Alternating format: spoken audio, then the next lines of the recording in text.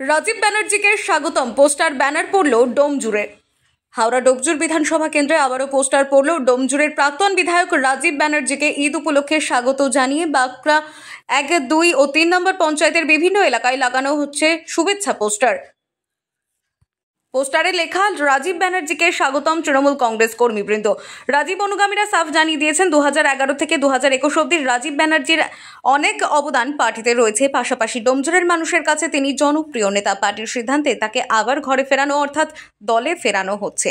পাশাপাশি ডোমজুরের মানুষও তাকে পুনরায় ডোমজুরে চাইছেন। কর্মীরাও তাই এদিন সাফ জানিয়ে দেন। Bureau report, GTV nation.